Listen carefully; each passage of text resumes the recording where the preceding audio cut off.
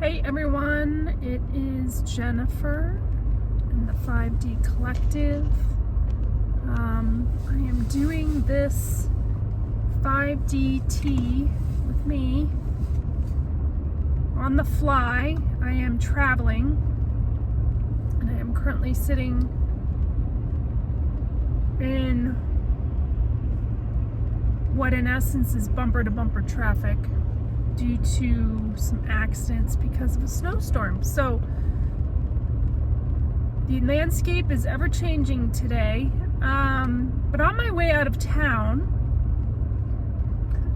I was thinking about what had been transpiring over the last couple of weeks and knowing what I wanted to talk about today. But you know, the weather, for any of you who have been in the Denver area or the surrounding area, has been absolutely insane. High winds, you know, you can just kind of feel Mother Nature's angst. And then I was pulling out of town and some wildfires had kicked up. Things were just blowing around everywhere on the highway. It was hard to keep my vehicle on the road, and it was a very tense time. Like, you could literally feel the angst in the air. And it was just, in a lot of ways, a lot more validation around what's been coming up in the last couple of weeks. And this isn't just for myself, but also for a lot of other folks that I've been talking to. And we're talking about dark night of the soul today. So I'm certainly no expert, even though I can tell you I've been through it more than one time.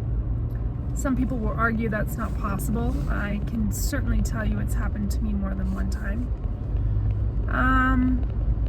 But dark night of the soul, it can have a lot of different symptoms. But the biggest feeling is a detachment from your spirituality, source, creator, God, whomever you call upon. And this feeling of just helplessness and a real deep questioning about what does it all mean? And there are a lot of people experiencing that right now and having a really hard time. And if you're one of those people, I just want you to know it does get better. It does get better, but it does take a lot of faith. You have to put a lot of faith into the process. And ultimately, this whole process is to bring you through your enlightenment, to bring you out of the darkness into the light on a whole different level. And again, for everybody out there, it's going to feel different to everybody because it depends upon where you are in your life too, what you're coming out of. But in a lot of ways, what's coming in right now is just the deep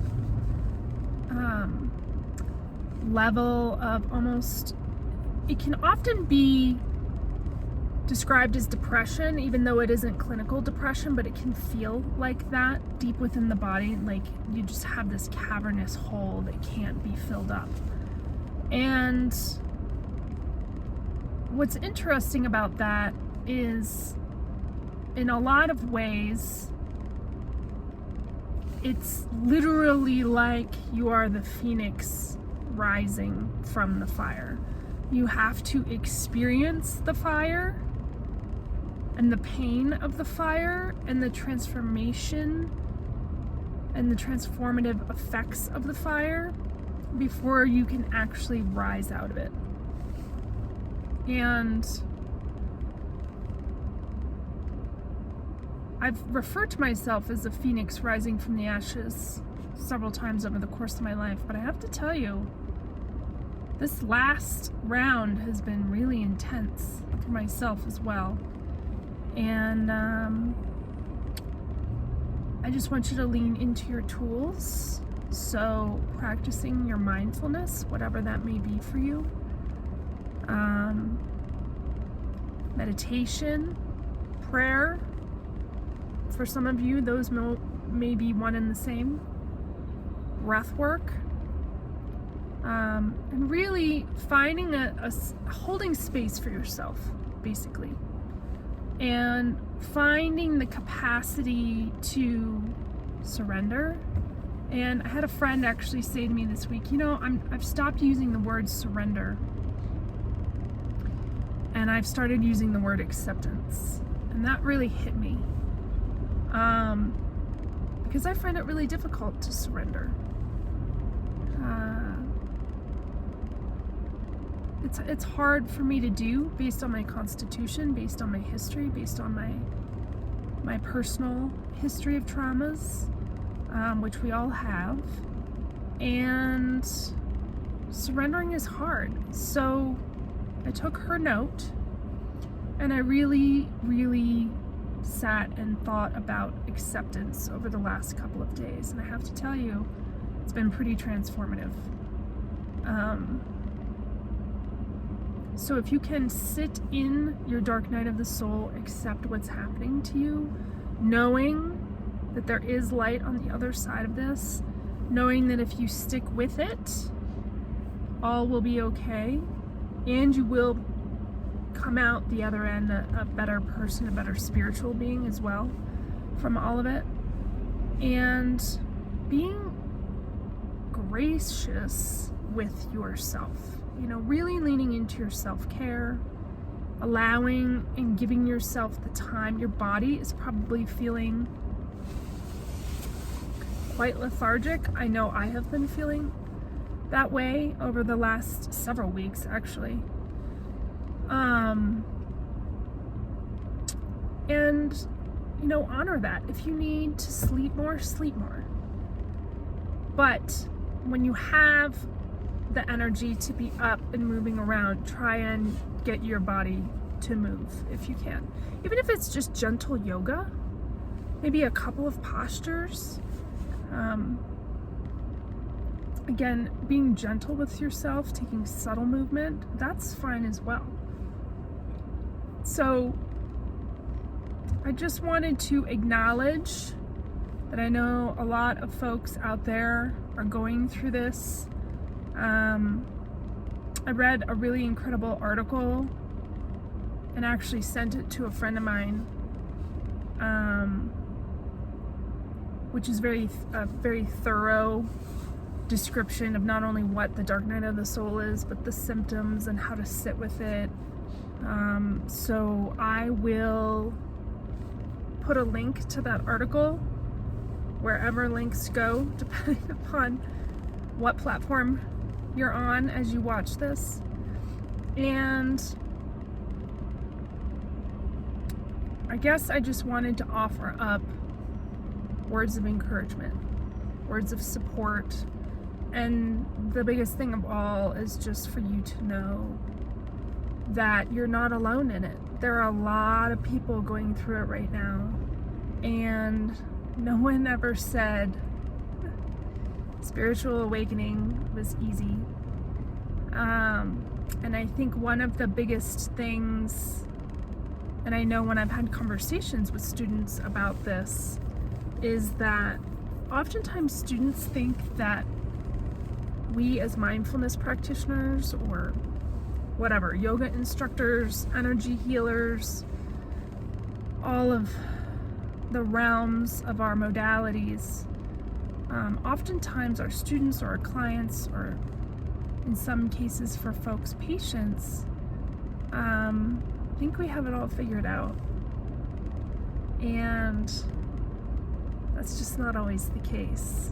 We're still constantly evolving and growing, not only as human beings, but as spiritual beings as well. And that's part of the beauty of what we do, because we as the practitioners turn around and use those lessons and the knowledge that we've gained from those lessons so that we can offer it up as service to others, right? That's the ultimate fulfillment of what any of us do,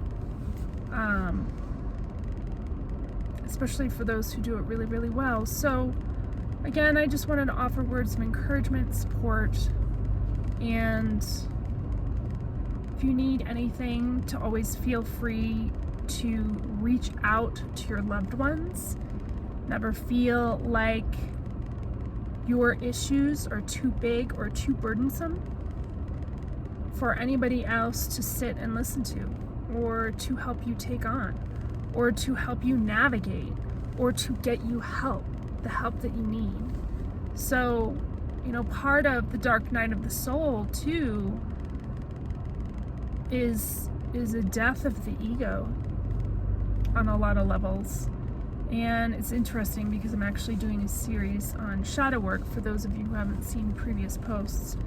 And that coursework will be up in the next several months, as that's been ringing really true and really strong for a lot of people. And the death of the ego is not always the most fun process, but it does hurdle you toward beginning to stand in your personal power and your personal sovereignty and toward a more inspired future. So I encourage you to stick with it. Know that your connection to Source, to your spirit guides, to your team, whoever you work with, it will return, and it may return stronger than ever. So I send you many, many blessings, and thank you so much for continuing to join me for 5DT with me. It is always a pleasure. Feel free to drop any comments below, and certainly if you want to see anything, hear anything, I'm happy to speak to it. So I look forward to seeing you guys next time, and namaste.